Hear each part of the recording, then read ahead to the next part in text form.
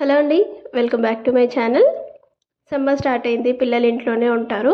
Evening అవ్వగానే ఏదో ఒకటి అడుగుతూ ఉంటారు కదండి. ఇవాళ మా పిల్లలు పానీపూరి అడిగారు. ఇంట్లోనే సింపుల్గా టేస్టీగా ఎలా చేసి పెట్టానో చూపిస్తాను.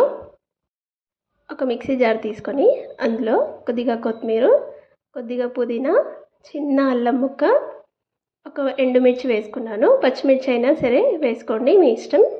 ఇవి కొద్దిగా వాటర్ వేసి మెత్తగా పేస్ట్ లాగా చేసుకొని ఒక గిన్నెలోకి వేసుకోవాలి. ఇందులో నేను చింతపండు నీళ్ళు యాడ్ చేస్తున్నానండి, చింతపండు రసం. మీకు పులుపుకి తగ్గట్టుగా వేసుకోండి. అలాగే కొద్దిగా బ్లాక్ సాల్ట్, నల్ల ఉప్పు ఉంటుంది కదా, అది. నేను చాట్ మసాలా వేసుకున్నాను. ఇంకొద్దిగా లేని వాళ్ళు కొద్దిగా జీలకర్ర పొడి వేసుకుంటే సరిపోతుంది. అంతే, మనకి బయట బండిపైన దొరికే వాటర్లా సేమ్ టేస్ట్ వస్తుందండి. ఇంకా పానీ అయితే రెడీ అయిపోయింది. పూరి చేసుకుందాం. ఇవి ఇన్స్టెంట్గా నేను డీమార్ట్లో తీసుకున్నాను. కేజీ ప్యాకెట్ తీసుకొచ్చానండి. చాలా రోజులు వచ్చింది, ఇంకా కూడా ఉన్నాయి. ఇంకా సమ్మర్లో అయిపోతాయి. ఇవి ఎలా వేయించుకోవాలి అంటే, మనకి ఒక్కోసారి వేయించిన తర్వాత మెత్తగా అవుతాయి కదా, అలా అవ్వకుండా మనం హై ఫ్లేమ్ పైన పెట్టి ఆయిల్ హీట్ ఎక్కిన తర్వాత లో ఫ్లేమ్ పెట్టుకొని ఈ పూరీలు వేసుకోవాలి.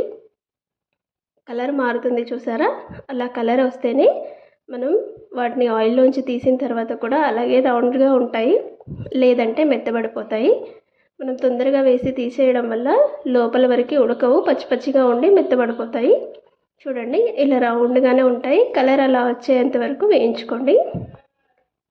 పిల్లలు బటానా, ఆలు, ఆ మసాలా ఏం తినరండి. జస్ట్ పానీ, పూరి రెండే కావాలి. అందుకనేసి రెండే ప్రిపేర్ చేశాను. జస్ట్ 5-10 మినిట్స్లో అయిపోతుంది. ఇలా హోల్ పెట్టేసి కొన్ని వాటర్ ఒక బౌల్లోకి వేసి ఇచ్చేస్తే తింటారు. నేను బూందీ వేశాను, అలాగే కొద్దిగా ఆనియన్స్ కూడా వాటర్లో వేసి ఇచ్చేసాను. అలా అందులో ముంచుకొని తినేస్తారు. చేసుకోవడం సింపుల్, తొందరగా అయిపోతుంది. పిల్లలు కూడా ఇష్టంగా తింటారు. మీకు ఈ వీడియో నచ్చితే please like, share and subscribe. Thank you so much for watching.